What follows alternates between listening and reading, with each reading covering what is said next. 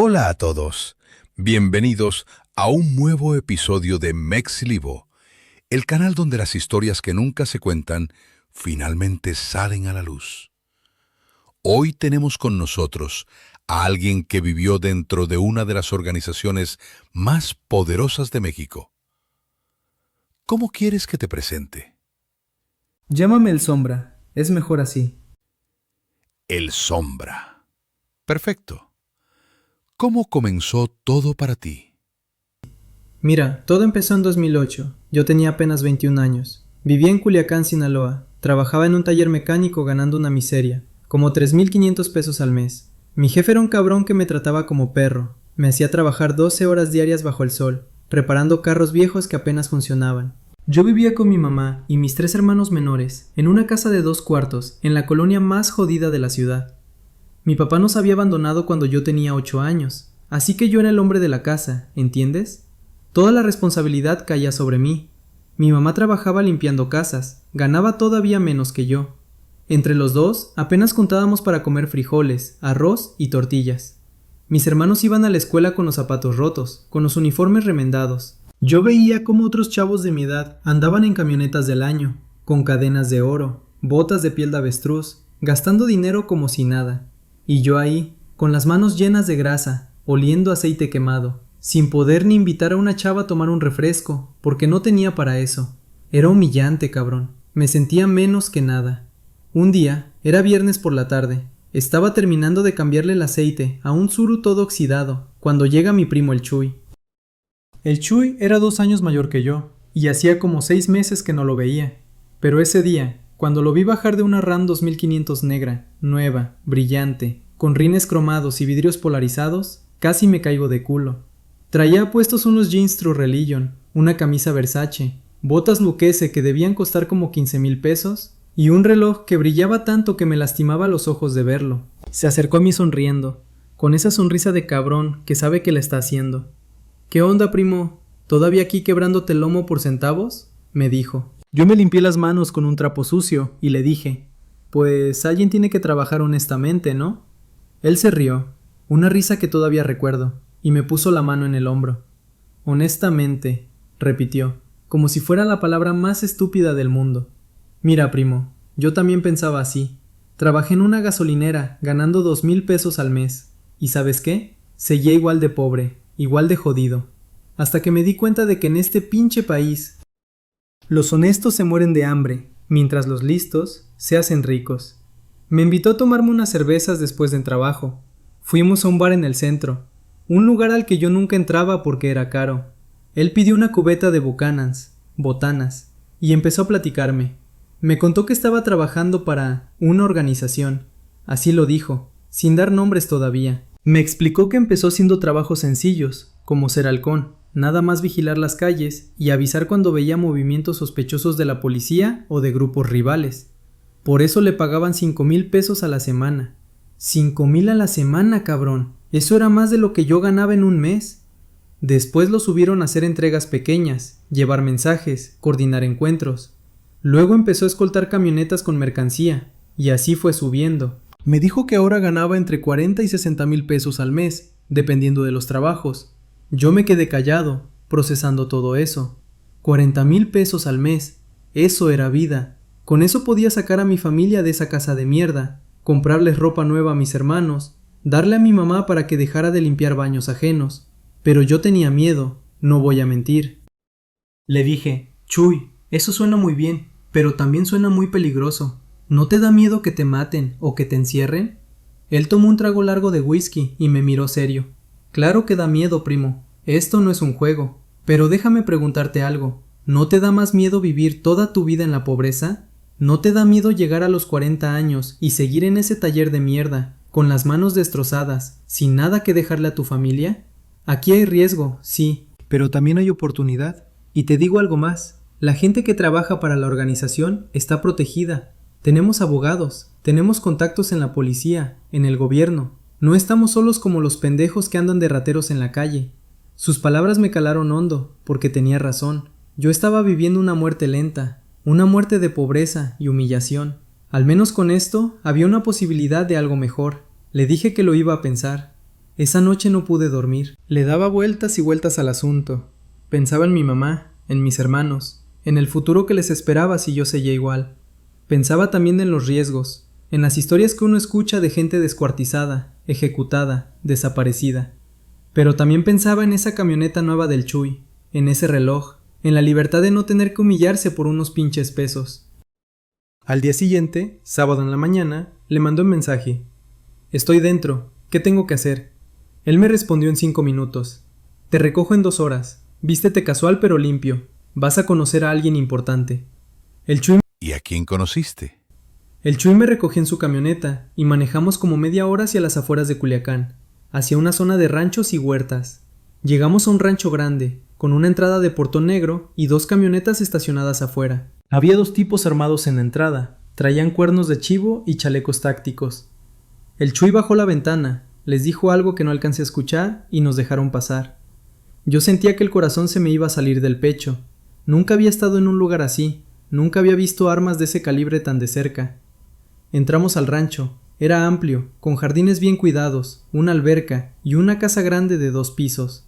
Había más camionetas estacionadas, todas nuevas, todas polarizadas. El Chuy me dijo, tranquilo primo, solo sé respetuoso, no hables de más y contesta lo que te pregunten con la verdad. Entramos a la casa y había como 10 tipos adentro, todos armados, todos con pinta de no andar jugando.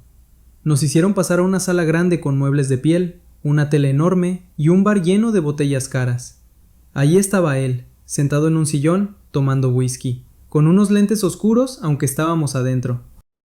Era un hombre de unos 45 años, complexión fuerte, pelo corto, bigote grueso. Traía puesta una camisa de seda blanca, jeans y botas de cocodrilo. Tenía un aire de autoridad que te hacía querer bajar la mirada. El Chuy se acercó, le dio la mano con respeto y le dijo: «Jefe, le presento a mi primo, el que le comenté». El hombre me miró de arriba abajo, estudiándome como si estuviera evaluando un caballo que iba a comprar. «Siéntate», me dijo con voz grave. Yo me senté en el borde del sillón, nervioso, con las manos sudando. «¿Cómo te llamas?», me preguntó. «Israel», le respondí. «Israel», repitió, como probando cómo sonaba. «Tu primo me dice que eres trabajador, que eres de confianza, que no tienes vicios pendejos. ¿Es cierto?» «Sí, señor», le dije. «Trabajo en un taller mecánico, ayudo a mantener a mi familia, no tomo mucho, no me meto en problemas». Él asintió lentamente. «¿Y por qué quieres trabajar con nosotros? Dime la verdad, sin mamadas». Yo respiré hondo y le dije: «Porque estoy cansado de ser pobre». «Señor, estoy cansado de ver a mi mamá trabajar como burra para nada. Estoy cansado de no poder darles una vida mejor a mis hermanos. Quiero dinero, quiero progresar, y sé que trabajando honestamente nunca lo voy a lograr». Él se quitó los lentes y me miró directo a los ojos. Tenía una mirada penetrante, de esas que te hacen sentir desnudo. «Me gusta tu honestidad», dijo después de un silencio largo. «La mayoría de pendejos que vienen aquí me dicen que quieren ayudar a la comunidad o mamadas así. Tú dices la verdad, quieres dinero. Eso está bien, el dinero mueve al mundo». Se levantó del sillón, caminó hacia el bar, se sirvió más whisky y me ofreció. Yo acepté, aunque no me gusta mucho el whisky, pero no iba a rechazarlo. «Israel», me dijo mientras servía, «nosotros somos una organización seria. No somos un montón de narquillos pendejos que andan robando y matando por calentar la plaza. Nosotros movemos producto, sí, pero lo hacemos con inteligencia, con estrategia, con disciplina. Aquí hay reglas, hay jerarquías, hay consecuencias. Si te portas bien, si demuestras que eres leal y capaz, vas a progresar rápido, vas a ganar más dinero del que jamás imaginaste. Pero si la cagas, si nos traicionas, si te pones pendejo, te mueres. Así de simple. ¿Entiendes?» «Sí, señor», le respondí sin dudar. «Bien», dijo, «te voy a dar una oportunidad. Vas a empezar como halcón. Tu trabajo es vigilar ciertas zonas de la ciudad y reportar cualquier movimiento sospechoso. Patrullas, militares, gente extraña, camionetas de grupos rivales. Te voy a dar un radio y un celular. Vas a reportar todo lo que veas, las 24 horas. Por esto te voy a pagar 5,000 pesos a la semana. Si haces bien tu trabajo durante un mes, te subo de puesto. ¿Estamos?» Yo no lo podía creer. 5,000 pesos a la semana. Eso era 20,000 al mes. 4 veces más de lo que ganaba en el taller. «Estamos, señor», le dije con voz firme. Él sonrió por primera vez, una sonrisa que no era amable, sino más bien de satisfacción, como cuando cierras un buen negocio. Perfecto, mañana a las 6 de la mañana te presentas en este domicilio. Me dio una tarjeta con una dirección escrita a mano. Ahí va a estar el comandante Lobo. Él te va a dar tu equipo y te va a explicar tu zona. No llegues tarde, no llegues crudo. Y no llegues pendejo. ¿Entendido? Entendido, señor. Me dio la mano, un apretón fuerte, y con eso quedó sellado. Yo acababa de entrar al mundo del narcotráfico. Acababa de venderle mi alma al diablo. Aunque en ese momento yo no lo veía así. Yo solo veía una oportunidad de salir de la pobreza, de ser alguien, de tener poder y respeto. Esa noche llegué a mi casa, y mi mamá me preguntó por qué andaba tan callado. Le dije que nada, que estaba cansado. Me fui a mi cuarto y me acosté mirando el techo, pensando lo que acababa de hacer. Una parte de mí sentía emoción, adrenalina, esperanza. Otra parte sentía miedo, culpa, un presentimiento de que estaba entrando a un camino sin retorno.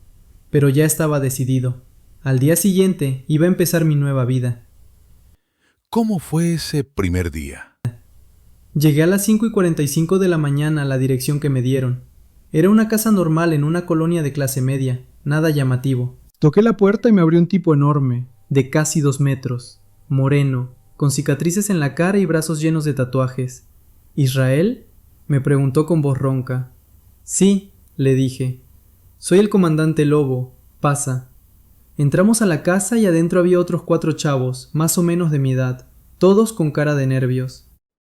El comandante Lobo nos sentó en la sala y empezó a hablar. Ustedes 5 son los nuevos halcones de esta célula. Su trabajo es simple, pero crucial. Vigilar y reportar. Les voy a asignar zonas específicas de la ciudad. Ustedes van a estar ahí todo el día, desde las 6 de la mañana hasta las 10 de la noche. Van a observar todo. Patrullas de policía, retenes militares, camionetas sospechosas, gente tomando fotos, cualquier cosa fuera de lo normal. Me van a reportar por radio cada hora, aunque no vean nada. Si ven algo importante, me reportan inmediatamente. ¿Claro? Todos asentimos. Él sacó una caja con 5 radios Motorola y 5 celulares Nokia sencillos. Estos radios solo los usan para reportar a mí. Estos celulares solo los usan para recibir órdenes.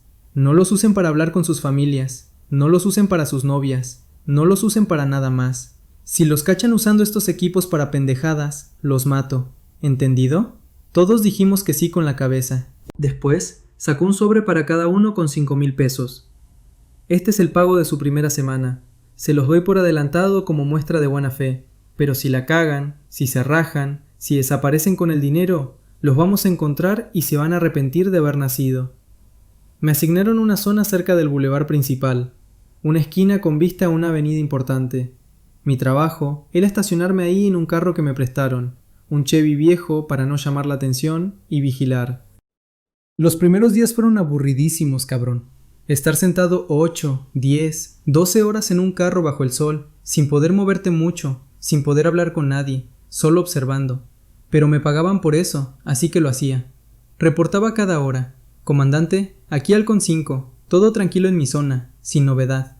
A veces pasaban patrullas y yo las reportaba.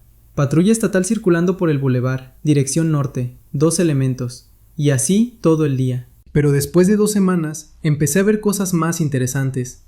Vi cuando pasaban las camionetas de la organización llevando cargamentos, siempre escoltadas por otras camionetas con tipos armados. Vi retenes sorpresa de militares, y yo avisaba por radio para que las rutas se desviaran. Vi intentos de grupos rivales de entrar a la zona, y gracias a mi reporte, la organización nos interceptó antes de que llegaran. Me empecé a sentir útil, importante. Ya no era solo un mecánico mugroso, ahora era parte de algo grande, algo poderoso. Y el dinero, cabrón, el dinero era real. Cada viernes me daban mi sobre con 5,000 pesos. En un mes junté 20,000 pesos, más de lo que había ganado en 6 meses en el taller. Le compré ropa nueva a mis hermanos, le di dinero a mi mamá para la despensa, me compré un celular bueno, ropa de marca, unos tenis Nike. Mi mamá me preguntaba de dónde sacaba tanto dinero. Le dije que me habían dado un ascenso en el taller, que ahora era supervisor. Ella me creyó, o al menos quiso creerme. Yo sabía que ella sospechaba algo, pero no decía nada porque veía que las cosas en la casa estaban mejorando. Ya no pasábamos hambre, ya no teníamos que andar pidiendo prestado. Después de 2 meses como halcón, el comandante Lobo me mandó llamar. Me dijo que había hecho un buen trabajo, que era confiable y atento. Me ofreció un ascenso. Iba a ser parte del equipo de logística. Mi nuevo trabajo era coordinar las entregas de mercancía entre diferentes células, asegurarme de que los paquetes llegaran a tiempo y completos, y reportar cualquier problema. Por esto me iban a pagar 10,000 pesos a la semana. 10,000 a la semana, cabrón. 40,000 al mes. Yo no lo podía creer. Acepté inmediatamente. Este nuevo trabajo era más complejo y más peligroso. Ahora yo sí estaba en contacto directo con la mercancía, que obviamente era droga. Cocaína, metanfetamina, marihuana, heroína. Yo coordinaba las entregas, checaba que los paquetes estuvieran bien sellados, que el peso fuera el correcto, que no faltara nada. También coordinaba a los choferes que hacían las entregas, me aseguraba de que tomaran las rutas correctas, de que no se detuvieran en lugares no autorizados. Era un trabajo de mucha responsabilidad porque si algo salía mal, si faltaba dinero o producto, yo era el responsable. Y la responsabilidad en esta organización se paga con la vida. Recuerdo mi primera entrega grande. Tenía que coordinar el traslado de 200 kilos de cocaína desde un rancho en las afueras hasta una bodega en la ciudad. El valor de esa mercancía era como 12 millones de pesos. Yo estaba cagado de miedo. Si algo salía mal, si nos detenían, si nos robaban, yo era hombre muerto. Coordiné 3 camionetas, una con el producto, 2 de escolta con tipos armados hasta los dientes. Yo iba en una de las escoltas, con una K-47 entre las piernas, el primer día que cargaba un arma así. Durante todo el trayecto no dejé de sudar. Chequeaba el radio cada minuto, preguntándoles a los halcones si veían algo sospechoso en la ruta. Gracias a Dios todo salió bien. Llegamos a la bodega, descargamos el producto, lo entregamos completo. El comandante Lobo me felicitó. Me dijo que lo había hecho bien, que seguía demostrando que era de confianza. Así pasaron 6 meses más. Yo seguía coordinando entregas, cada vez más grandes, cada vez más riesgosas. También empecé a tener más contacto con los jefes de la organización, incluido el hombre que me entrevistó el primer día. Me enteré de que él era un lugarteniente importante, que respondía directamente a uno de los grandes capos. También me enteré de que ese gran capo era Mayo Zambada, aunque en la organización casi nunca se mencionaba su nombre completo, solo se le decía el señor o el patrón. ¿Cuándo conociste a Mayo Zambada? La primera vez que vi a Ismael el Mayo Zambada fue como 8 meses después de haber entrado a la organización. Para ese entonces, yo ya era coordinador de logística de nivel medio, ganaba 15,000 pesos a la semana y tenía como 20 personas bajo mi mando. Me habían asignado una zona completa de Culiacán para coordinar todas las operaciones de distribución. Ya no era el chavito pobre del taller mecánico, ahora traía camioneta del año, ropa de marca, joyas, armas. Mi familia vivía en una casa mejor, mis hermanos iban a escuelas privadas, mi mamá ya no trabajaba. Pero con todo eso vino más responsabilidad y más presión. Un día, el comandante Lobo me llamó a su oficina y me dijo: «El señor quiere conocerte. Ha escuchado buenos reportes sobre tu trabajo y quiere verte en persona». Mi corazón casi se detiene. El Mayo Zambada era una leyenda, un fantasma, el capo más escurridizo de México. Había eludido captura durante décadas. Nadie tenía fotos recientes de él. Ni siquiera el gobierno sabía exactamente dónde estaba en un momento dado. Y ahora yo iba a conocerlo en persona. Era un honor inmenso, pero también daba un miedo cabrón, porque sabía que si algo no le gustaba de mí, podía ordenar mi muerte ahí mismo. Me recogieron a las 4 de la mañana. 2 camionetas blindadas, 4 tipos armados con equipo táctico de primera. Manejamos durante 3 horas hacia la sierra, por caminos de terracería que casi no se veían, pasando por retenes de la misma organización cada ciertos kilómetros. Finalmente llegamos a un rancho escondido entre las montañas, un lugar que no aparecía en ningún mapa, rodeado de bosque espeso. Había como 30 tipos armados vigilando, torres de observación, cámaras de seguridad por todos lados. Era como una fortaleza militar en medio de la nada. Me hicieron pasar a una casa grande, rústica pero lujosa por dentro. Había cuadros caros en las paredes, muebles de madera fina, pisos de mármol. Me llevaron a una sala donde había varios hombres sentados, todos de traje, todos con aire de poder. Y ahí, en el sillón principal, estaba él, Mayo Zambada. Era un hombre de unos 60 y pocos años en ese entonces, de estatura media, complexión fuerte pero no gorda, cara seria, bigote canoso, ojos inteligentes que te analizaban todo. Traía puesto un sombrero vaquero, camisa de vestir, jeans y botas. No traía joyas ostentosas ni nada llamativo, pero emanaba autoridad de una forma que no puedo explicar. Solo con verlo sabías que estabas frente a alguien verdaderamente poderoso. «Siéntate, Israel», me dijo con voz tranquila, pero firme. Yo me senté en una silla frente a él, tratando de controlar los nervios. «Me dicen que has hecho buen trabajo en Culiacán», continuó, «que eres responsable, inteligente, leal, que las entregas bajo tu coordinación siempre llegan completas y a tiempo. ¿Es cierto?» «Sí, señor», le respondí. «Hago mi mejor esfuerzo. Entiendo la importancia del trabajo y no quiero fallarle a la organización». Él asintió lentamente. «La lealtad es lo más importante en este negocio, Israel. Más importante que la inteligencia, más importante que el valor. Puedo entrenar a alguien para ser inteligente o valiente, pero no puedo hacer que alguien sea leal.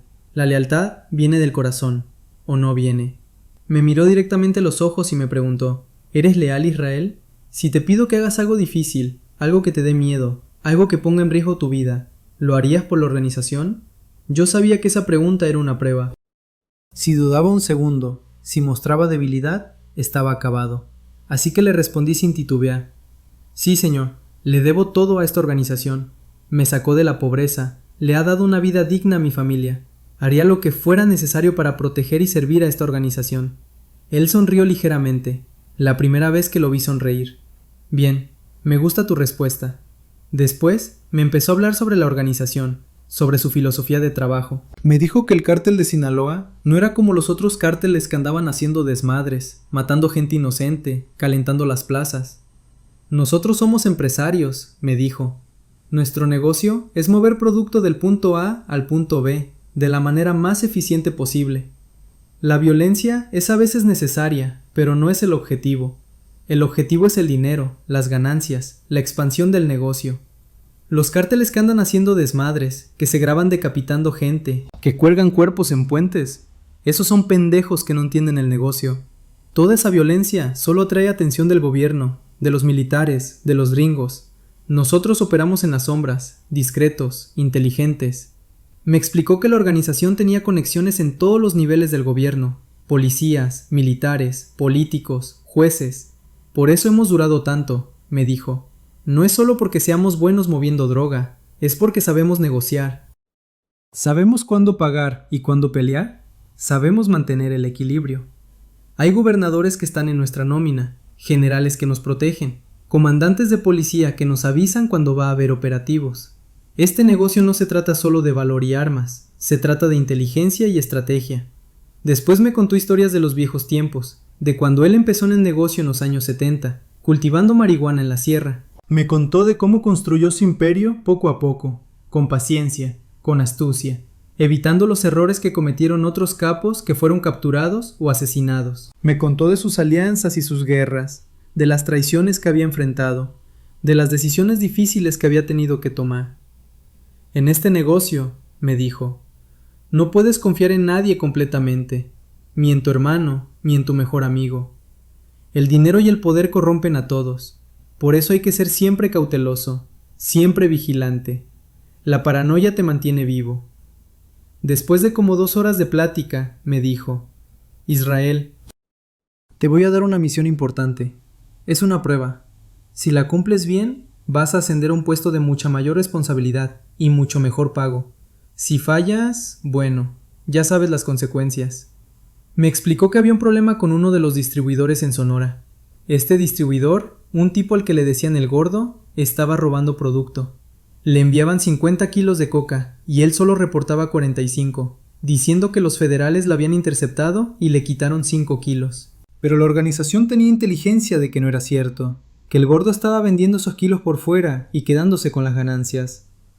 «Esto no se puede tolerar», me dijo Mayo. «Si dejamos que uno robe y se salga con la suya, todos van a querer robar. Necesito que vayas a Sonora, que investigues y confirmes si el gordo está robando, y si es cierto, que te encargues de él». Yo entendí perfectamente qué significaba encargarte de él. Significaba matarlo. Yo nunca había matado a nadie en mi vida.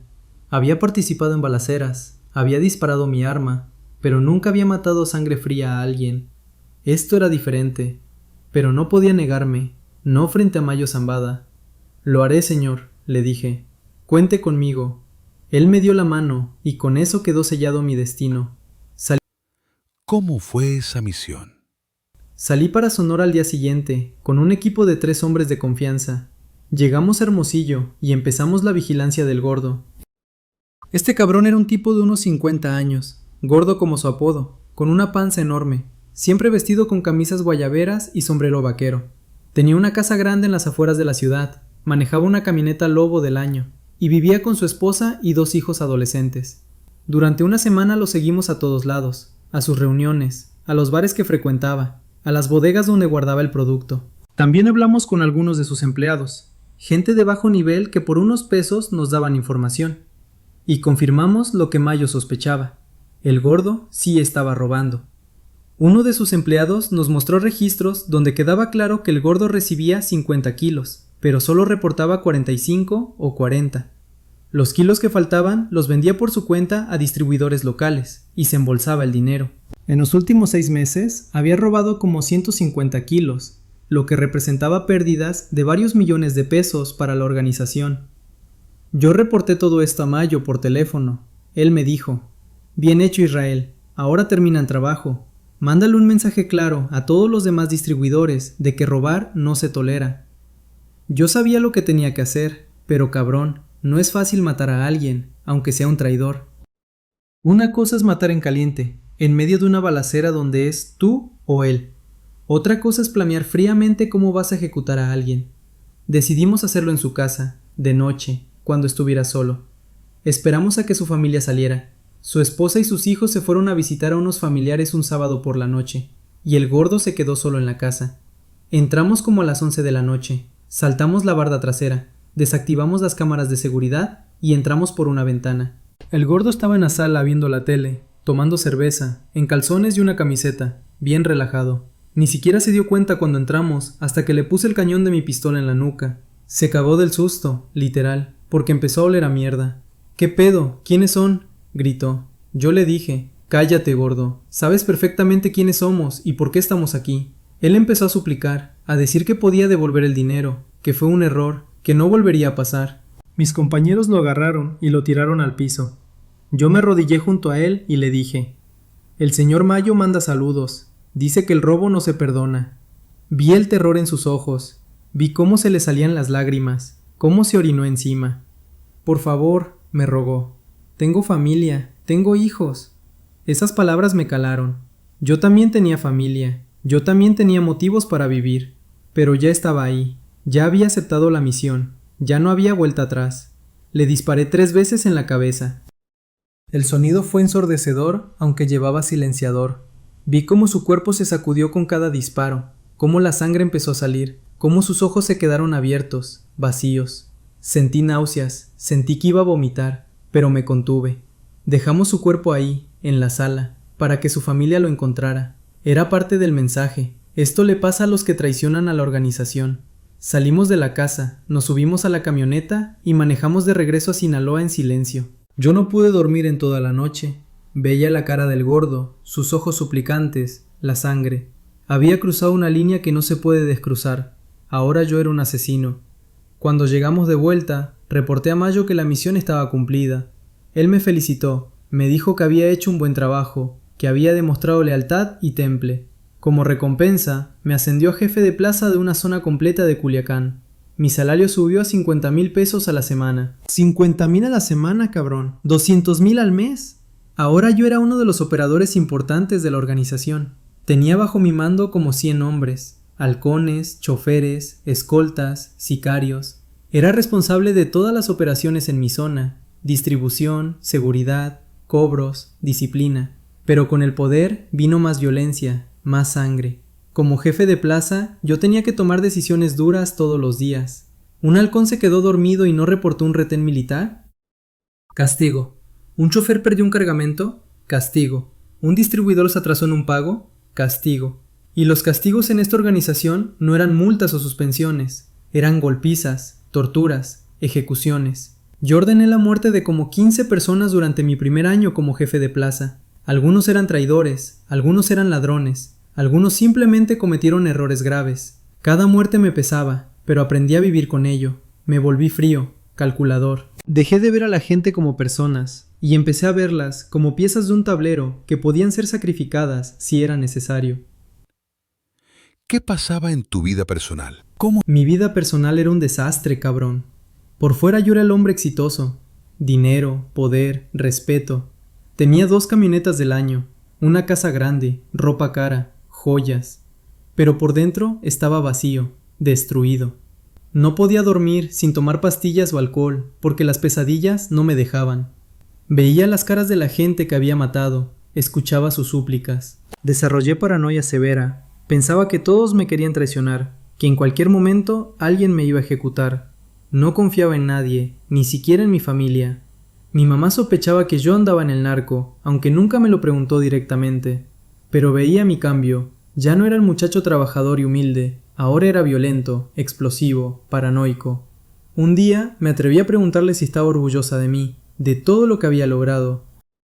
Ella me miró con tristeza y me dijo: «Estoy agradecida de que ahora tengamos dinero, de que tus hermanos puedan estudiar, pero no estoy orgullosa de cómo lo conseguiste.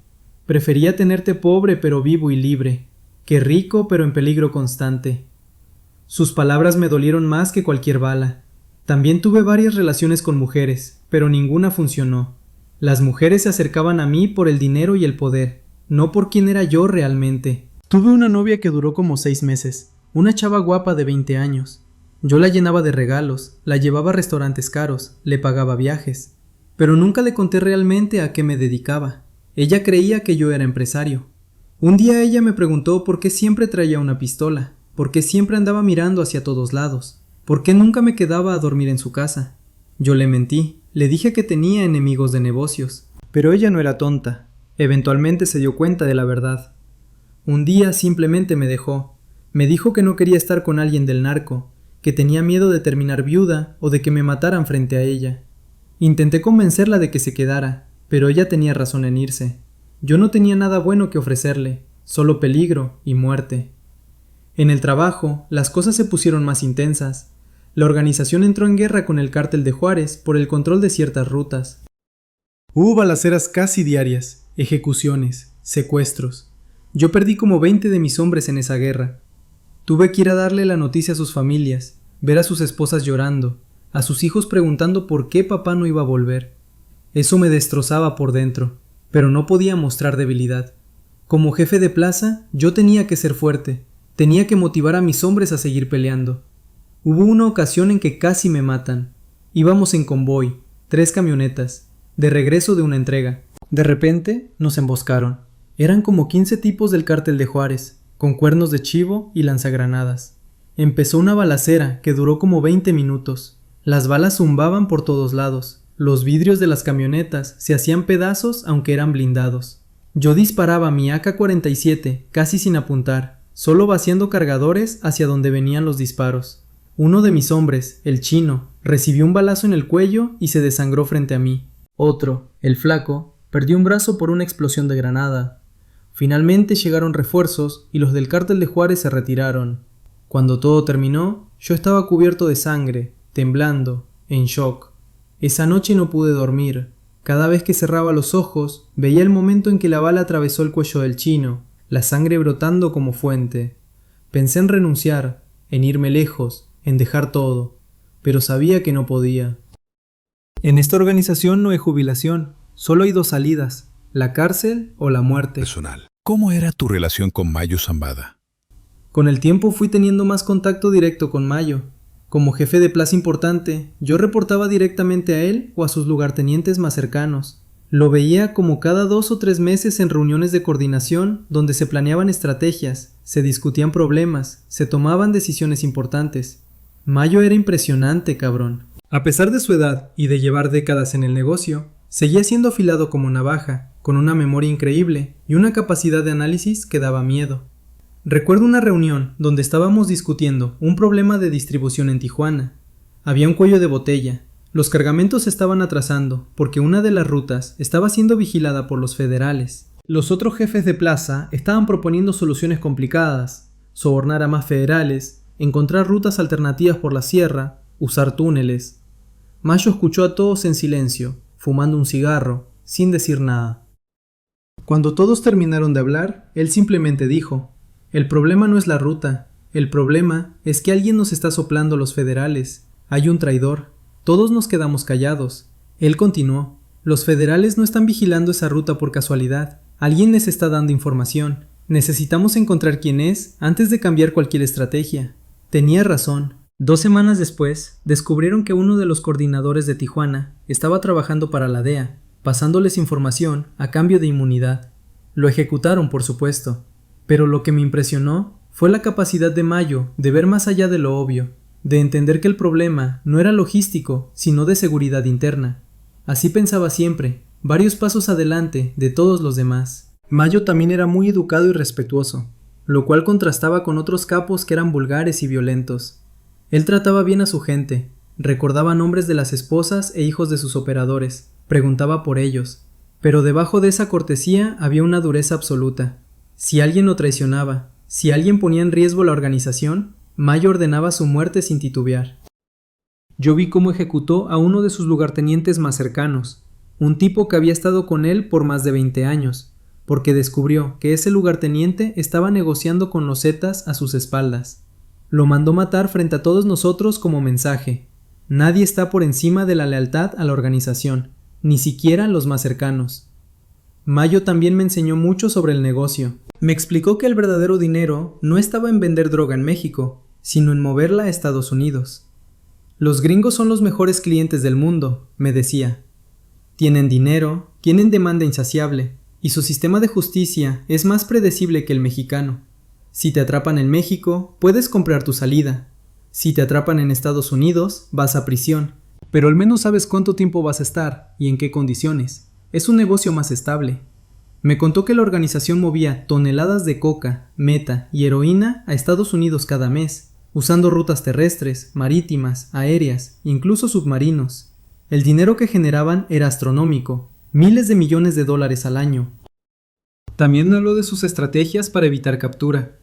Nunca uses el mismo lugar 2 veces, me decía. Nunca confíes completamente en la tecnología, porque puede ser rastreada. Nunca hagas rutinas predecibles. Nunca te rodees solo de yes men. Necesitas gente que te diga la verdad, aunque no te guste. Y sobre todo, nunca subestimes a tus enemigos, ni al gobierno ni a los carteles rivales. Pero a pesar de toda su inteligencia y experiencia, yo veía que Mayo estaba cansado. En privado, cuando tomaba unos tragos, se volvía reflexivo. Un día me dijo: «Israel, llevo en esto más de 40 años. He visto morir o caer presos a todos mis amigos, a mis socios, a mis competidores. Escobar, Carrillo Fuentes, los hermanos Arellano Félix, Chapo está preso, todos han caído. Yo sigo aquí, libre, pero ¿a qué costo? No puedo caminar tranquilo por la calle, no puedo ir a un restaurante, no puedo vivir como persona normal. Estoy constantemente escondiéndome, constantemente mirando hacia atrás. Tengo dinero que no voy a poder gastar en 1000 vidas, pero no tengo paz». Le pregunté por qué no se retiraba, por qué no dejaba el negocio. Él se rió amargamente y me dijo: «¿Retirarme a dónde? ¿A hacer qué? Esto es lo único que sé hacer, y además, si me retiro, muestro debilidad. Si muestro debilidad, me matan. En este negocio no hay retiro, solo hay muerte o prisión». ¿Hubo algún momento en que quisiste salirte? Todo el tiempo, cabrón. Cada vez que veía a un compañero caer ejecutado, cada vez que tenía que ordenar la muerte de alguien, cada vez que mi mamá me miraba con esa tristeza en los ojos, yo quería salirme. Pero no sabía cómo.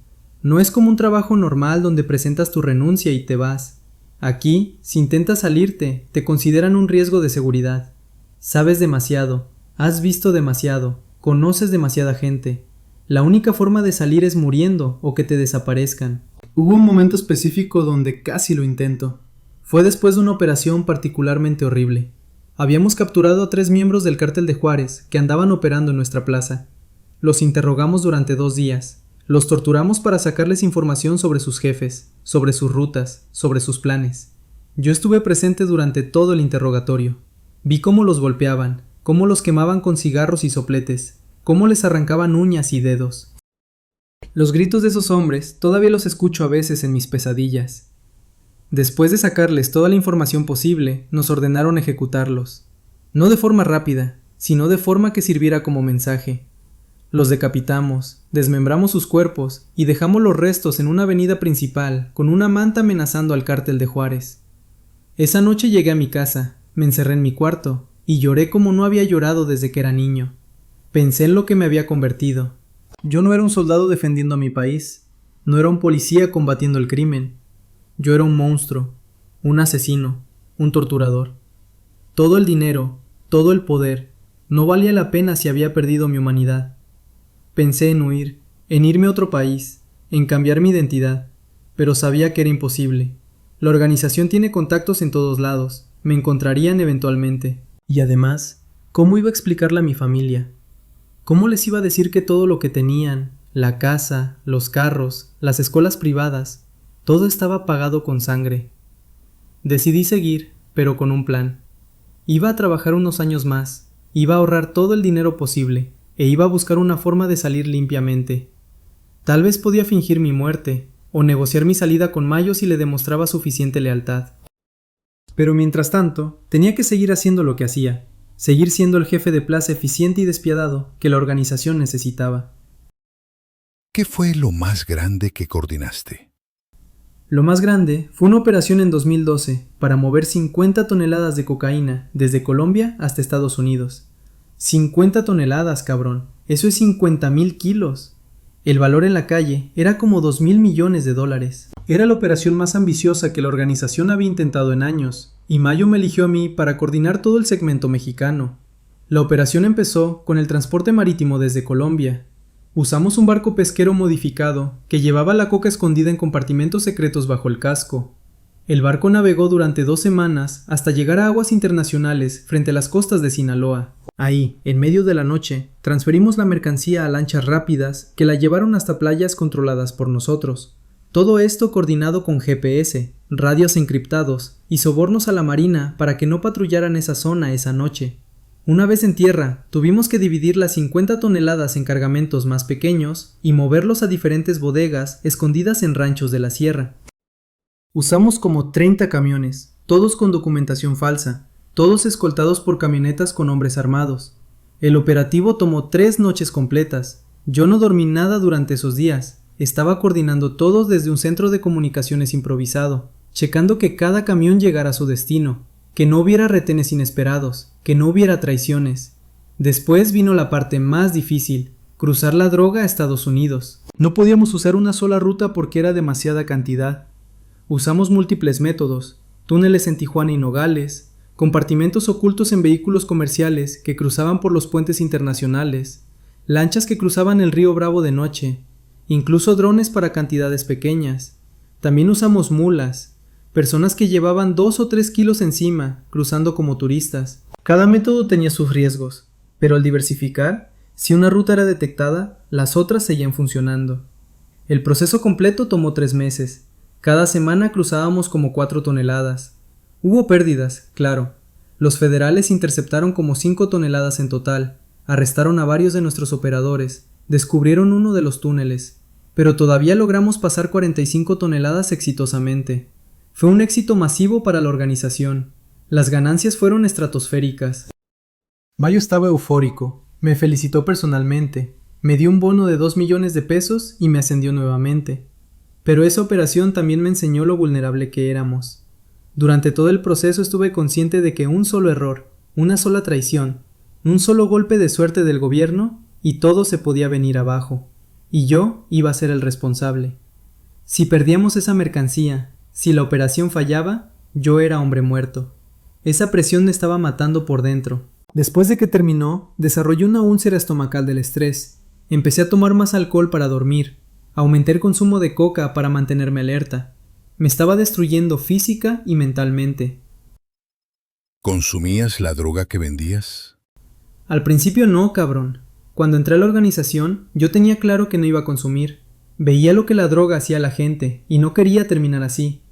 Pero con el tiempo, con el estrés, con la presión, con las pesadillas, empecé. Primero fue coca, para mantenerme despierto durante operaciones largas. Solo una raya de vez en cuando, me decía. Pero la coca es traicionera. Te hace sentir invencible, te quita el miedo, te da energía. Pronto estaba consumiendo todos los días, varias veces al día. Me hacía 2 o 3 gramos diarios. Eso me mantenía funcionando durante el día, pero por las noches no podía dormir. Entonces empecé a tomar pastillas para dormir, y whisky, mucho whisky. También probé la heroína, aunque esa no me gustó tanto. La heroína te desconecta del mundo, te hace olvidar todo, te da una paz artificial. Algunos de mis hombres eran adictos a la heroína, y yo veía cómo los destruía, cómo se volvían inútiles, cómo perdían todo. Yo no quería llegar a eso, así que solo la usé ocasionalmente, cuando el peso de todo era demasiado, y necesitaba desaparecer por unas horas. La ironía era brutal. Yo estaba vendiendo la misma mierda que me estaba destruyendo. Movíamos toneladas de coca, meta y heroína, que iban a arruinar las vidas de miles de personas en Estados Unidos y México, y yo mismo era adicto. Mayo se dio cuenta, por supuesto. Un día me llamó y me dijo: Israel, te estás jodiendo con la coca. Te veo demacrado, nervioso, paranoico. La coca es para vender, no para consumir. Si sigues así, vas a cometer un error que te va a costar la vida. Tenía razón, pero yo no podía parar. La adicción es más fuerte que la razón. Intenté dejarlo varias veces. Pasaba 3 o 4 días sin consumir, pero los síntomas de abstinencia eran terribles. Ansiedad, depresión, fatiga extrema, irritabilidad. Y encima tenía que seguir trabajando, seguir coordinando operaciones, seguir tomando decisiones de vida o muerte. Era imposible hacerlo sin la coca, así que volví a consumir. Me decía que esta vez iba a ser diferente, que iba a controlar la dosis, pero nunca pude controlarla. Cuéntame sobre alguna traición que viviste. La peor traición la viví en 2013. Yo tenía un segundo de a bordo, mi mano derecha, un tipo al que le decíamos el Tigre. El Tigre había estado conmigo desde el principio, desde mis días como coordinador de logística. Habíamos pasado juntos por balaceras, por operaciones peligrosas, por momentos de mierda. Yo confiaba en él como en nadie más. Le contaba mis planes, mis dudas, mis miedos. Él conocía todos los secretos de mi operación, las rutas, las bodegas, los contactos, los códigos, todo. Un día, la organización detectó que estaban desapareciendo cargamentos. No eran cantidades enormes, sino 5 o 10 kilos aquí y allá. Suficiente para no llamar mucho la atención, pero suficiente para que sumara. En 3 meses habían desaparecido como 100 kilos de coca, que valían como 6 millones de pesos. Mayo me mandó llamar y me preguntó qué estaba pasando en mi plaza. Yo le dije que iba a investigar, que iba a encontrar al responsable. Empecé a revisar todo, los registros de entregas, los reportes de los choferes, los inventarios de las bodegas. Puse vigilancia secreta en mis propios hombres, intervine teléfonos, seguía gente. Después de 2 semanas de investigación, descubrí lo impensable. Era el Tigre. Él estaba robando los cargamentos y vendiéndolos por fuera a distribuidores independientes. Se había asociado con un grupo pequeño en Guadalajara y les estaba surtiendo coca a precio de mayoreo, quedándose con todas las ganancias. Cuando lo descubrí, no lo podía creer. Me sentí devastado, traicionado en lo más profundo. Él era mi hermano, mi amigo, mi confidente. ¿Cómo pudo hacerme eso? Pero después entendí, la codicia. Él veía todo el dinero que movíamos y quería más. Su salario de 20,000 pesos a la semana ya no le parecía suficiente. Quería vivir como los grandes jefes, no como un operador de segunda línea. Tuve que tomar la decisión más difícil de mi vida. Por un lado, era mi amigo, y quería darle una oportunidad. Tal vez solo castigarlo fuertemente, pero dejarlo vivir. Por otro lado, sabía que si Mayo se enteraba de que yo sabía de la traición y no actuaba inmediatamente, me iban a considerar cómplice. Y la organización no perdona ni la traición ni la complicidad. Decidí hacer lo que tenía que hacer por pura supervivencia. Lo cité en una bodega alejada, con la excusa de que íbamos a revisar un cargamento nuevo. Él llegó confiado, sin sospechar nada. Yo estaba ahí con otros 3 hombres leales. Cuando entró, cerramos la puerta y lo confronté. Tigre, sé lo que has estado haciendo, sé que has estado robando. La cara se le descompuso, todo el color se le fue. Intentó negarlo, pero yo le mostré las evidencias, los registros, las fotos de vigilancia, las grabaciones de llamadas telefónicas. No tenía escapatoria. Se derrumbó, se puso de rodillas, empezó a llorar y a suplicar. Me dijo que lo sentía, que fue la codicia, que estaba endeudado con unos prestamistas, que tenía problemas de juego. Me rogó que le diera una oportunidad, que iba a devolver todo el dinero, que nunca lo volvería a hacer. Por un momento dudé, veía a mi amigo ahí, destruido, rogando por su vida. Pero después recordé todas las veces que yo había visto a otros rogar por sus vidas, todas las ejecuciones que había ordenado, toda la gente que había matado. Si perdonaba al tigre, ¿qué mensaje enviaba a los demás? Que la amistad estaba por encima de las reglas, que se podía traicionar y salir vivo si era cercano al jefe. No podía hacer eso. Le dije: Tigre, sabes que no hay perdón para la traición. Tú mismo has estado conmigo cuando hemos ejecutado a otros por menos. No puedo hacer una excepción contigo, por más que me duela. Él entendió que no había salida, dejó de rogar y solo me dijo: hazlo rápido, por favor, y cuida de mi familia, no dejes que sufran por mi error. Yo asentí, le disparé en la cabeza, un solo tiro, limpio, rápido. Su cuerpo cayó al piso y se quedó quieto. Me quedé ahí parado mirando su cuerpo, sintiendo un vacío terrible. Acababa de matar a mi mejor amigo. Después tuve que ir a hablar con su esposa, entregarle dinero para el funeral y para que ella y sus hijos pudieran sobrevivir. Ella me miró con odio y tristeza, sabiendo perfectamente que yo había ordenado su muerte. No me dijo nada, solo tomó el dinero y cerró la puerta. Esa noche me emborraché hasta perder el sentido. Consumí tanta coca que pensé que me iba a dar un paro cardíaco. Quería morirme, quería que todo terminara. Pero al día siguiente desperté, y la vida continuaba. Y yo tenía que seguir siendo el jefe de plaza frío y calculador. ¿Qué relación tenían con la policía? La policía, los militares, los políticos, todos estaban en nuestra nómina, cabrón. Así funciona el negocio en México. No puedes operar sin protección oficial. Mayo tenía un sistema muy sofisticado de sobornos que abarcaba todos los niveles del gobierno. Desde comandantes de policía municipal hasta gobernadores, desde soldados hasta generales, desde agentes del Ministerio Público hasta jueces federales. Todos cobraban. En mi plaza, yo personalmente manejaba los pagos a la policía local. Teníamos en nómina a como 50 policías municipales y estatales.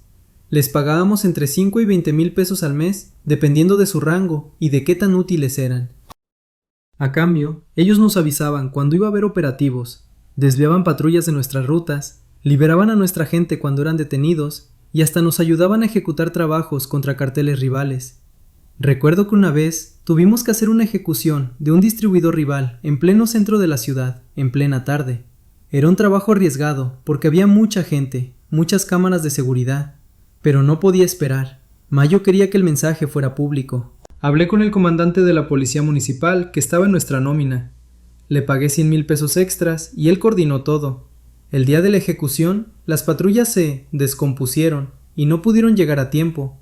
Las cámaras de seguridad municipales fallaron justo en esa zona. Mis sicarios ejecutaron al tipo, le dispararon como 20 veces frente a docenas de testigos y se fueron tranquilos. Cuando finalmente llegó la policía, 30 minutos después, ya no había nada que hacer. Levantaron el cuerpo, tomaron declaraciones que no servían de nada y archivaron el caso como crimen del crimen organizado sin resolver. Con los militares era más complicado porque son más disciplinados y tienen más controles internos. Pero también teníamos gente ahí. Mayo pagaba directamente a varios generales y ellos a su vez nos protegían. Cuando había operativos grandes de los militares, nos avisaban con días de anticipación para que moviéramos la mercancía y escondiéramos el equipo. Hubo veces en que los militares literalmente nos escoltaban nuestros cargamentos, usando sus propios vehículos oficiales para que nadie nos detuviera. Los políticos eran los más caros, pero también los más valiosos. Un gobernador o un senador en tu nómina te da protección a nivel estructural. Mayo pagaba millones de dólares a gobernadores de varios estados. A cambio, ellos nombraban a policías y funcionarios que ya estaban comprometidos con nosotros, aprobaban presupuestos que beneficiaban nuestras operaciones y bloqueaban iniciativas que nos perjudicaban. En época electoral, la organización financiaba campañas de candidatos afines. No importaba si eran del PRI, del PAN o del PRD, nosotros apoyábamos a cualquiera que nos garantizara protección una vez en el poder. Pero también había policías y militares honestos, y esos eran peligrosos para nosotros. Cuando identificábamos a alguien que no se dejaba comprar, que realmente quería combatir al narco, teníamos dos opciones. O lo eliminábamos, o lo transferíamos a través de presión política. Hubo varios comandantes de policía y militares honestos que fueron asesinados por órdenes de Mayo porque representaban una amenaza real. Y otros fueron transferidos a otras regiones o forzados a renunciar mediante amenazas a sus familias. El sistema de corrupción era tan profundo que a veces era difícil distinguir quién trabajaba para el gobierno y quién trabajaba para nosotros. Había policías que durante el día patrullaban las calles como oficiales de la ley y por la noche hacían trabajos como sicarios para la organización. Había militares que participaban en operativos contra el narco, pero luego nos pasaban toda la información de inteligencia que recababan. Era un sistema grotesco, pero funcionaba perfectamente para nosotros. ¿Tuviste encuentros con autoridades estadounidenses? Con los gringos era diferente, cabrón. La DEA, el FBI, la patrulla fronteriza, esos no se dejaban comprar tan fácil como los mexicanos. Había excepciones, claro, siempre hay manzanas podridas, pero en general los gringos eran mucho más difíciles de corromper. Ellos tenían mejores salarios, más controles internos, y las consecuencias de ser descubierto eran mucho más severas.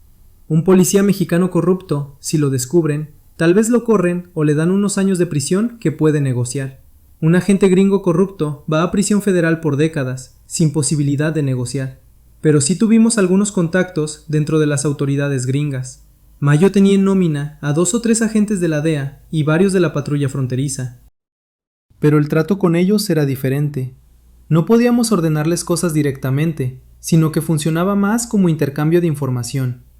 Ellos nos avisaban sobre operativos grandes, sobre intervenciones telefónicas, sobre informantes, y a cambio nosotros les dábamos información sobre carteles rivales. Así la DEA podía hacer arrestos grandes y verse bien, mientras nosotros eliminábamos competencia. Era una relación simbiótica. Yo personalmente tuve un encuentro con agentes de la DEA una vez, aunque fue indirecto. Estábamos moviendo un cargamento grande por Arizona y nos emboscaron cerca de Tucson. Resultó ser una operación conjunta de la DEA, el sheriff local y la patrulla fronteriza. Hubo balacera, perdimos el cargamento completo, arrestaron a 4 de mis hombres, y yo apenas logré escapar cruzando de regreso a México. Fue un golpe duro, perdimos como 500 kilos de coca y 2 camionetas. Mayo estaba furioso, quería saber cómo nos habían descubierto. Resultó que uno de nuestros choferes, un pendejo que se llamaba Ramiro, había sido arrestado semanas antes con un cargamento pequeño, y en lugar de aguantar, decidió cooperar con la DEA para reducir su sentencia. Nos delató, les dio toda la información sobre la ruta, los horarios, los vehículos. Por su culpa perdimos ese cargamento y pusimos en riesgo toda la operación. La organización mandó sicarios a Arizona específicamente para ejecutar a Ramiro. Lo encontraron en una casa de seguridad de la DEA, pero estaba demasiado protegido. Entonces fueron por su familia. Secuestraron a su hermano en Sinaloa, lo torturaron, grabaron un video de su ejecución y se lo mandaron a Ramiro. El mensaje era claro: aunque estés cooperando con los gringos, aunque estés en su protección, podemos llegar a tu familia. Después de eso, Ramiro dejó de cooperar tanto. Su testimonio se volvió menos útil para la DEA. El miedo es una herramienta poderosa. Los gringos también usaban tecnología avanzada que nosotros no teníamos. Drones, satélites, intervención telefónica sofisticada, análisis de datos. Mayo nos insistía en usar tecnología antigua y cambiarla constantemente. Nada de smartphones, solo celulares desechables que se cambiaban cada semana. Nada de correos electrónicos, solo mensajes en persona. Nada de llamadas largas, solo códigos cortos. Los gringos están escuchando todo, nos decía. Asuman que cada llamada, cada mensaje, cada transmisión de radio está siendo interceptada.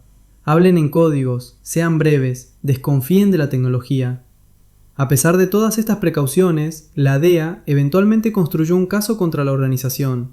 Pasaron años recopilando evidencia, siguiendo pistas, haciendo análisis financiero. Identificaron a los principales operadores, incluyéndome a mí. Tenían fotos, grabaciones, testimonios de informantes.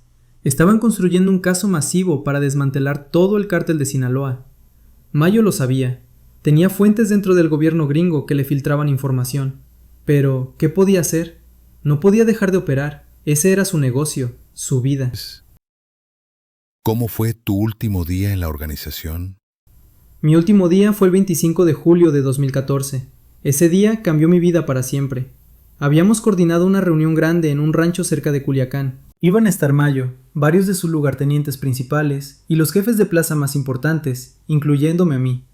La reunión era para planear la estrategia del siguiente año, discutir expansión de rutas, resolver conflictos internos y repartir territorios. Eran reuniones que se hacían como cada 6 meses, siempre en lugares diferentes, siempre con seguridad extrema.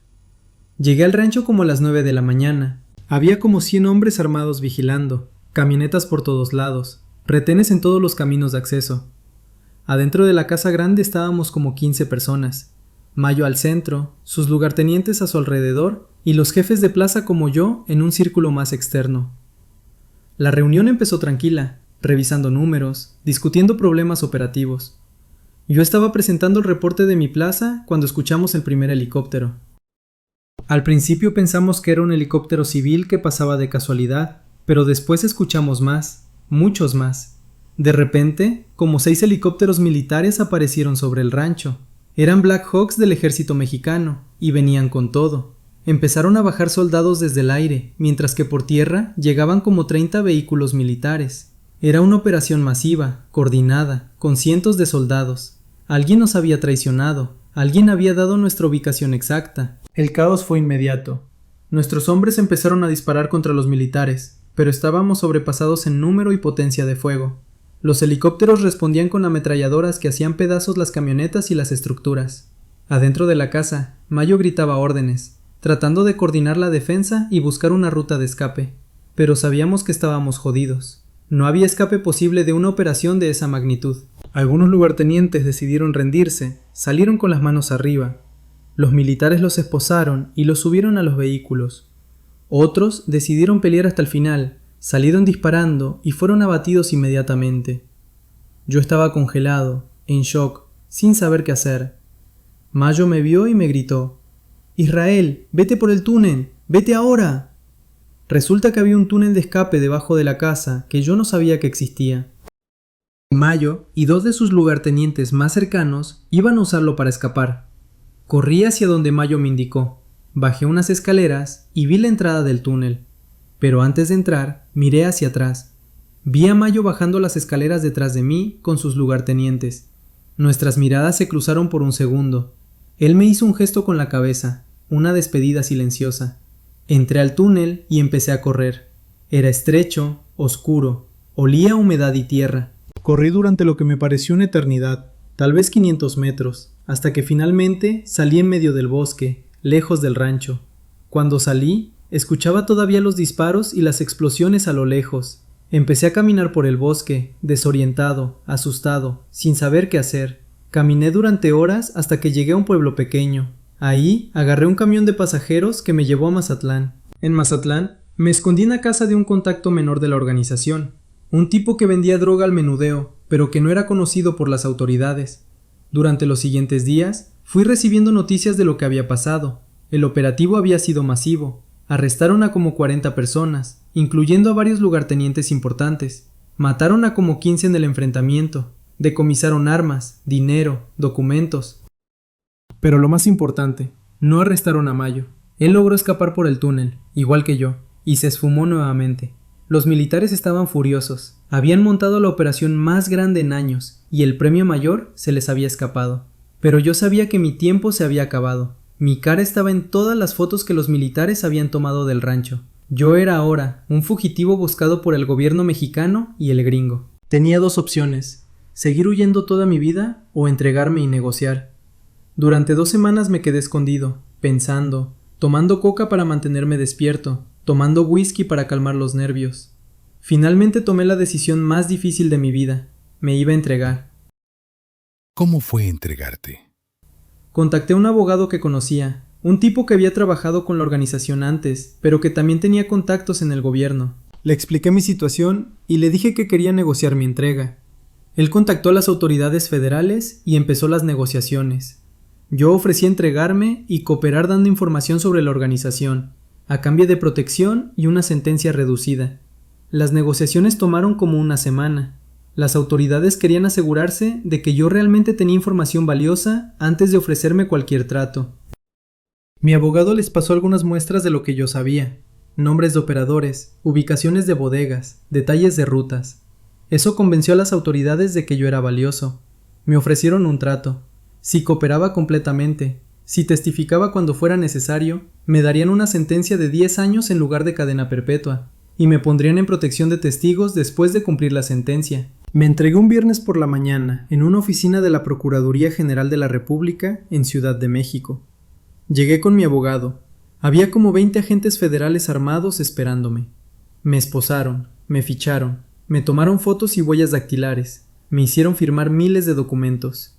Después me llevaron a un interrogatorio que duró 3 días completos. Me preguntaron absolutamente todo: mi historia en la organización, los nombres de todos los operadores que conocía, detalles de operaciones, rutas, conexiones con políticos y policías, todo. Yo cooperé completamente, les di nombres, fechas, lugares, números de cuentas bancarias, todo lo que sabía. Era traicionar a la organización, traicionar a Mayo, traicionar a todos los que habían confiado en mí. Pero yo ya no le debía lealtad a nadie. Había visto suficiente muerte, suficiente violencia. Había perdido mi alma en ese negocio, y ahora solo quería salvar lo que quedaba de mí. La información que di llevó a múltiples arrestos. Como 50 operadores fueron detenidos en las semanas siguientes. Varias rutas fueron desmanteladas, bodegas fueron descubiertas, políticos y policías en la nómina fueron exhibidos públicamente. Yo sabía que la organización me quería muerto. Mi nombre apareció en varias mantas amenazantes que colgaron en Culiacán. Pusieron precio a mi cabeza. 5 millones de pesos para quien me matara. Amenazaron a mi familia.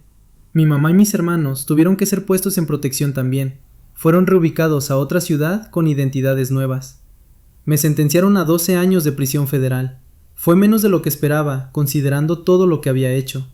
Durante el juicio, el fiscal enumeró mis crímenes: narcotráfico, lavado de dinero, asociación delictuosa, homicidio múltiple, secuestro, tortura. La lista era tan larga que tomó como 2 horas leerla completa. Cuando terminó, yo me sentí aplastado por el peso de todo lo que había hecho. Había destruido vidas, había matado gente inocente y culpable, había vendido veneno que arruinó familias. ¿Y todo por qué? Por dinero, por poder, por una ilusión de éxito que resultó ser una pesadilla. Me mandaron a un penal de máxima seguridad en el centro de México. Estaba en aislamiento por mi propia seguridad, porque había sicarios de la organización dentro de la prisión que querían matarme. Pasé 23 horas al día encerrado en una celda de 3 por 3 metros. 1 hora al día me dejaban salir a un patio pequeño para hacer ejercicio, siempre vigilado por guardias armados. No podía interactuar con otros presos, no podía recibir visitas de nadie excepto mi abogado, no podía hacer llamadas sin supervisión. Era una existencia solitaria, vacía, pero al menos estaba vivo. Durante esos años en prisión, tuve mucho tiempo para pensar, para reflexionar sobre mi vida. Pensaba en el Israel de 21 años, que trabajaba en el taller mecánico, pobre pero inocente. ¿En qué momento me perdí? ¿Fue cuando acepté ser halcón? ¿Fue cuando hice mi primera entrega? ¿Fue cuando maté al gordo? No lo sé, cabrón. Creo que fue un proceso gradual. Una serie de decisiones pequeñas que me fueron llevando cada vez más profundo hasta que ya no había retorno. También pensaba en todas las personas que había matado o mandado matar. Intenté hacer una lista, contar cuántos eran. Perdí la cuenta después de 50. 50 vidas que yo terminé directa o indirectamente. 50 familias destruidas. 50 futuros borrados. ¿Cómo se vive con eso? ¿Cómo se busca redención por algo así? No sé si es posible. Algunas noches despertaba gritando, soñando que todos los muertos venían por mí, que me arrastraban al infierno. Tal vez cuando muera, eso sea lo que me espere, un infierno personal, donde revivo cada asesinato eternamente. Intenté suicidarme 2 veces en prisión. La primera vez me corté las venas con un pedazo de metal que arranqué de la cama.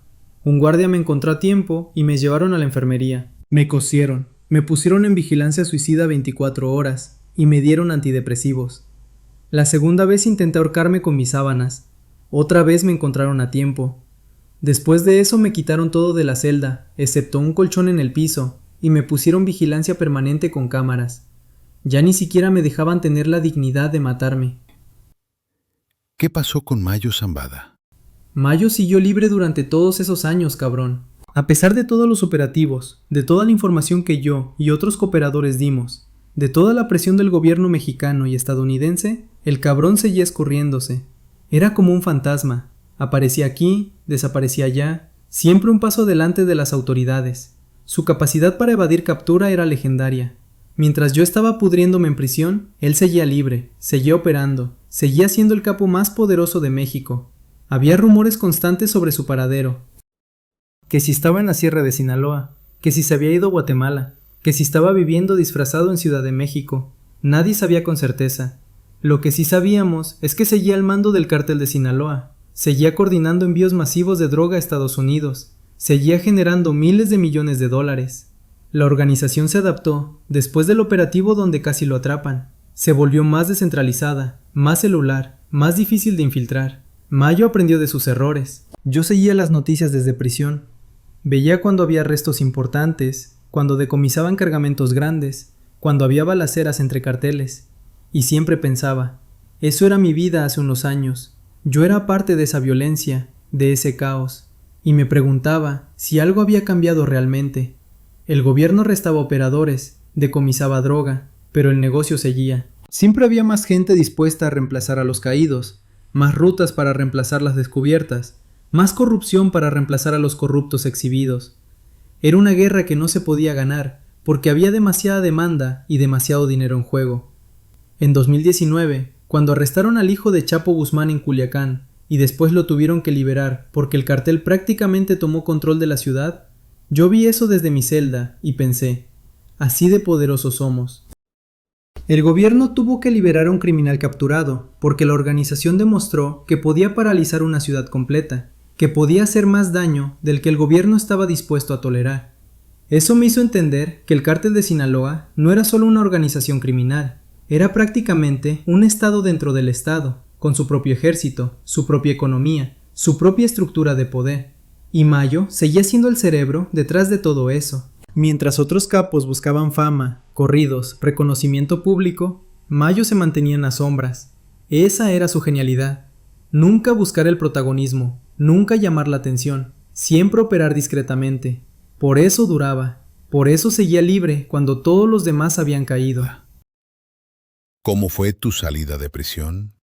Salí de prisión en marzo de 2022, después de cumplir 8 años. Me redujeron la sentencia por buen comportamiento y por mi cooperación continua con las autoridades.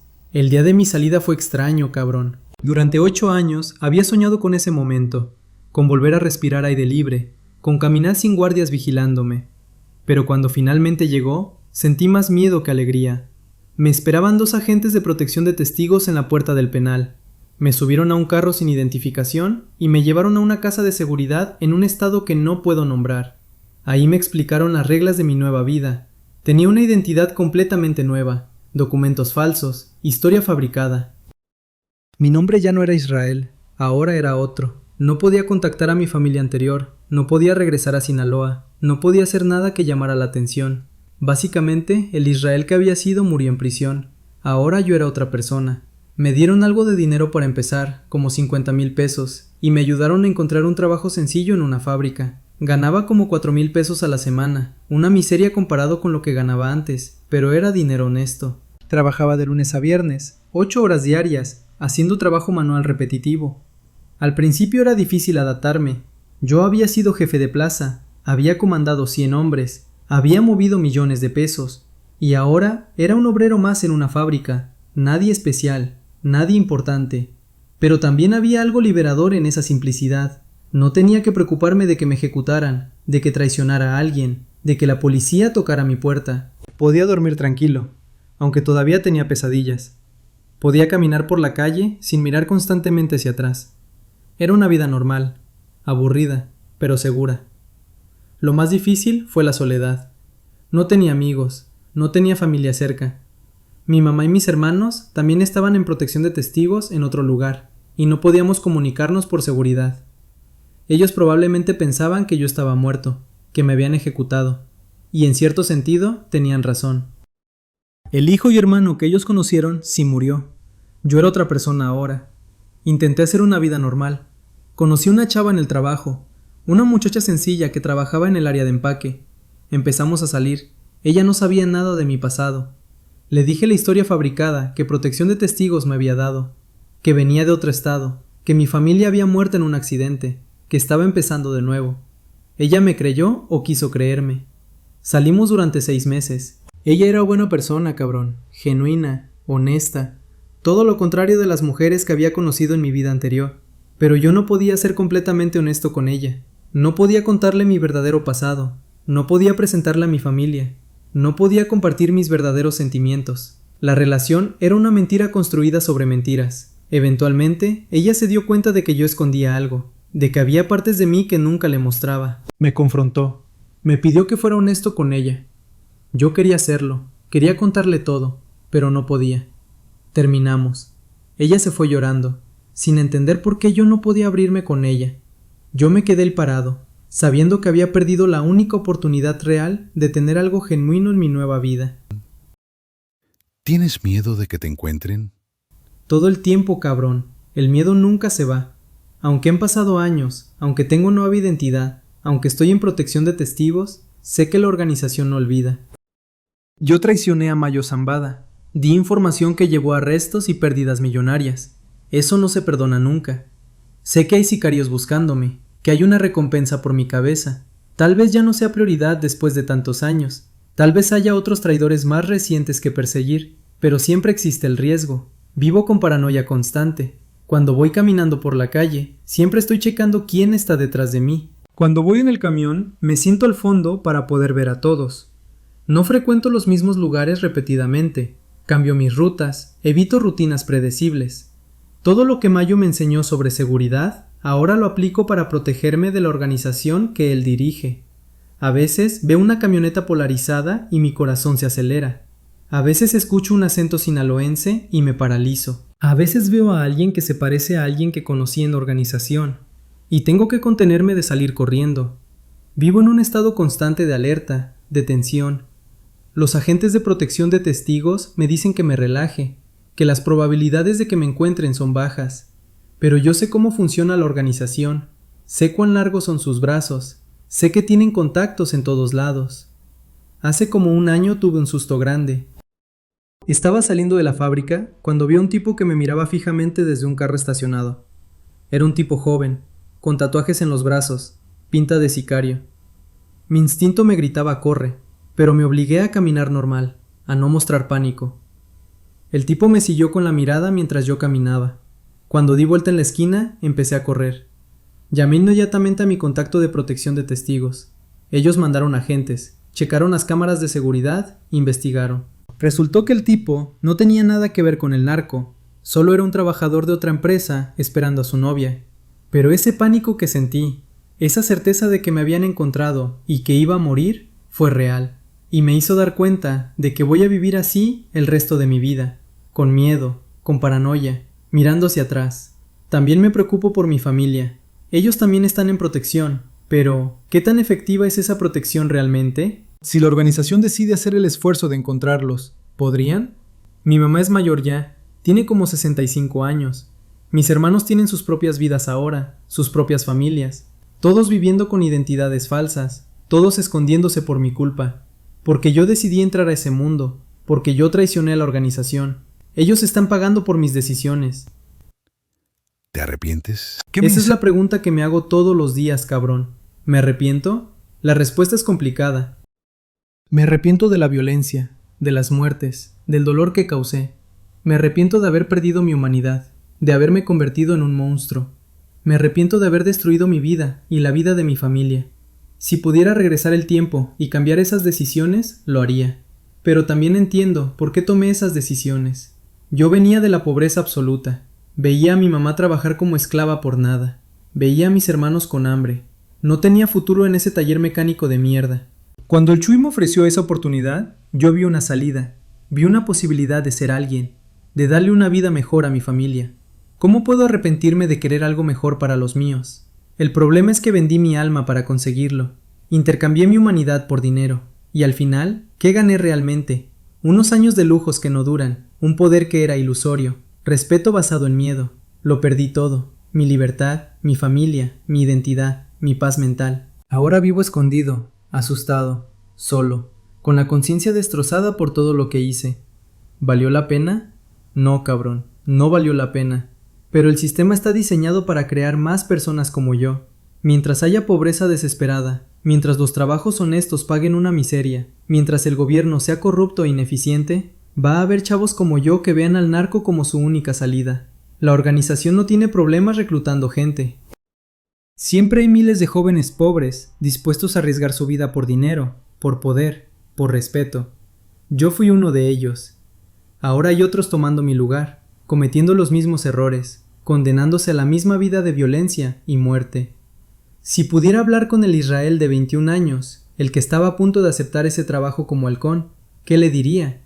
Le diría que no lo haga, que la pobreza es temporal, pero la sangre en tus manos es permanente, que el dinero fácil tiene un costo imposible de pagar, que una vez que entras a ese mundo no hay salida real, solo muerte o prisión, que todos esos capos que parecen exitosos eventualmente caen, que nadie dura para siempre en ese negocio, que el respeto basado en miedo no es respeto real, que mejor ser pobre y dormir tranquilo que rico y vivir en paranoia constante. Pero sé que probablemente no me hubiera escuchado. Cuando eres joven, pobre, desesperado, no piensas en consecuencias a largo plazo. Solo ves la oportunidad inmediata, el dinero, el poder. Solo después, cuando ya es muy tarde, cuando ya has cruzado todas las líneas, cuando ya has perdido todo, entiendes el verdadero costo. ¿Qué mensaje le darías a los jóvenes que están considerando entrar al narco? Les diría lo siguiente: sé que están en una situación difícil. Sé que probablemente vienen de la pobreza, que no ven oportunidades, que el dinero del narco les parece la única salida. Yo estuve exactamente donde ustedes están. Yo tomé esa decisión, y puedo decirles desde el otro lado, es la peor decisión que pueden tomar. Sí, al principio van a ganar dinero, mucho dinero. Van a tener cosas que nunca imaginaron. Carros, ropa cara, joyas, respeto aparente. Sus familias van a salir de la pobreza. Van a sentirse poderosos, importantes. Pero todo eso tiene un precio, que no pueden ni imaginar ahorita. Primer precio: van a perder su humanidad. Nos van a obligar a hacer cosas que nunca creyeron que harían. Van a tener que matar gente, tal vez gente inocente. Van a tener que torturar, amenazar, destruir vidas. Y cada vez que lo hagan, van a perder un pedazo de su alma. Van a tener pesadillas por el resto de su vida. Van a cargar con esa culpa hasta que se mueran. Segundo precio: van a vivir con miedo constante. Miedo de que los maten sus enemigos. Miedo de que los traicionen sus amigos. Miedo de que los atrapen las autoridades. No hay paz en ese mundo. Cada llamada puede ser una trampa. Cada reunión puede ser una emboscada. Cada día puede ser el último. Van a desarrollar paranoia, ansiedad, adicciones para lidiar con el estrés. Tercer precio: van a perder a su familia. O los van a matar para vengarse contra ustedes, o ustedes mismos los van a poner en peligro con sus actividades. Sus mamás van a llorar cada noche pensando que les va a pasar algo. Sus hermanos van a crecer avergonzados de ustedes. Sus hijos, si llegan a tenerlos, van a crecer sin padre porque van a estar muertos o en prisión. Cuarto precio: no hay jubilación en este negocio. No es como un trabajo normal, donde trabajan 30 años y se retiran con pensión. Aquí solo hay dos salidas: prisión o muerte. Todos, absolutamente todos los que entran a este mundo terminan mal. Los capos más poderosos eventualmente caen. Mayo Zambada ha durado décadas, pero vive escondido como rata, sin poder disfrutar su dinero, sin paz. ¿Esa es la vida que quieren? Quinto precio: van a traicionar todo lo que sus familias les enseñaron. Sus mamás probablemente los criaron para ser hombres de bien, honestos, trabajadores. Y ustedes van a tirar todo eso a la basura por dinero. Van a convertirse en lo contrario de lo que sus familias querían que fueran. Sé que me van a decir, pero es que no hay oportunidades, no hay trabajos, el gobierno es corrupto, la economía está mal. Todo eso es cierto, pero matar, vender drogas, destruir vidas, no es la solución. Busquen otras opciones, aunque sean difíciles. Aprendan un oficio, aunque pague poco al principio.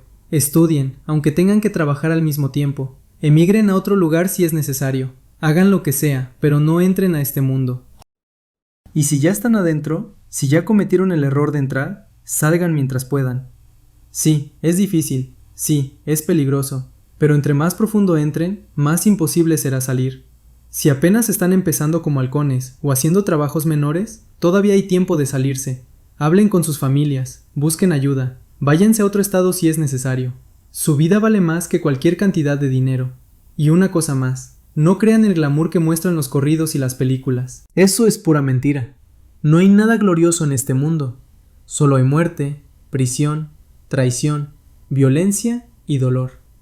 Los corridos no cantan sobre las pesadillas, sobre el miedo constante, sobre la culpa que te destruye por dentro. No cantan sobre los niños que crecen sin padres, sobre las madres que lloran a sus hijos ejecutados, sobre las esposas que terminan viudas antes de los 30. Esa es la realidad del narco. ¿Cómo ves tu futuro? No tengo mucho futuro, cabrón, seamos honestos. Tengo 40 años ahorita. He vivido una vida que vale por 3. Mi cuerpo está destruido por años de coca, alcohol, estrés. Mi mente está fragmentada por el PTSD, la depresión, la ansiedad. Probablemente me van a encontrar eventualmente y me van a ejecutar. O tal vez viva escondido otros 20 años y muera viejo y solo, sin familia, sin amigos, sin nada. No tengo planes grandes, solo quiero vivir día a día lo más tranquilo posible. Trabajo en la fábrica, gano mi dinero honesto, vuelvo a mi departamento pequeño, como algo simple, veo televisión y me duermo. Los fines de semana a veces voy al parque, me siento en una banca, veo a las familias felices, a los niños jugando, y me pregunto, ¿cómo hubiera sido mi vida si hubiera tomado decisiones diferentes? A veces fantaseo con poder contactar a mi mamá, solo para decirle que estoy vivo, que estoy bien, que lo siento por todo. Pero sé que no puedo, que sería poner en riesgo su seguridad y la mía. Ella probablemente ya hizo su duelo por mí, probablemente ya me lloró y me enterró en su corazón. Tal vez es mejor así. También pienso en buscar algún tipo de redención, de hacer algo bueno para compensar todo el mal que hice. Pero ¿cómo? ¿Cómo compensas 50 vidas? ¿Cómo corriges todo el daño que causaste? No sé si es posible. Tal vez lo único que puedo hacer es contar mi historia, como lo estoy haciendo ahora contigo, y esperar que sirva de advertencia para otros. Si aunque sea una persona escucha esto y decide no entrar al narco, si una vida se salva por mi testimonio, tal vez eso es algo. He pensado también en escribir todo, hacer un libro o algo así, pero los agentes de protección de testigos me dicen que es muy riesgoso, que mientras más público me haga, más fácil será que me encuentren. Así que esta entrevista que te estoy dando es probablemente lo más cerca que voy a estar de contar mi historia completa. Creo en Dios, aunque probablemente Dios no cree en mí, después de todo lo que hice. A veces voy a una iglesia pequeña cerca de donde vivo. Me siento hasta atrás, escucho las misas, intento rezar, pero me siento como un fraude, cabrón. ¿Cómo puedo pedirle perdón a Dios por todo lo que hice? ¿Cómo puede haber perdón para alguien como yo? El padre de la iglesia predica sobre el perdón divino, sobre cómo todos podemos ser redimidos. Yo quiero creerle, pero no sé si eso aplica para monstruos como yo. ¿Hay algo más que quieras decir? Sí, una última cosa. A la gente que consume drogas, que compra coca, meta, heroína, ustedes también son parte del problema. Cada gramo que compran está manchado con sangre. Están financiando esta violencia, estas muertes, este sufrimiento. Sé que muchos piensan, yo solo me estoy divirtiendo, no le hago mal a nadie, pero sí hacen mal. Cada dólar que gastan en drogas va directamente a organizaciones como la que yo servía. Ese dinero paga por armas, por sicarios, por corrupción. Ese dinero perpetúa el ciclo de violencia. No estoy diciendo que son tan culpables como nosotros los narcos. Nosotros somos los que elegimos ese camino. Nosotros somos los que jalamos el gatillo. Nosotros somos los verdaderos monstruos. Pero ustedes son parte de la cadena. Sin demanda no hay oferta. Si la gente dejara de consumir drogas, si la demanda cayera, el negocio colapsaría. Pero sé que eso no va a pasar. La gente siempre ha consumido drogas y siempre lo va a hacer. Y mientras eso sea así, va a haber organizaciones criminales proveyéndolas. Y va a haber violencia. También quiero decirle algo a las autoridades, a los políticos. Ustedes también tienen culpa. La corrupción es lo que permite que este negocio prospere. Si realmente quisieran combatir al narco, empezarían por limpiar sus propias filas. Pero no lo hacen, porque muchos de ustedes están en la nómina, porque muchos de ustedes se benefician del narcotráfico. He visto gobernadores, senadores, generales, todos tomando dinero del narco. Mientras sigan corruptos, mientras sigan siendo parte del sistema, nada va a cambiar.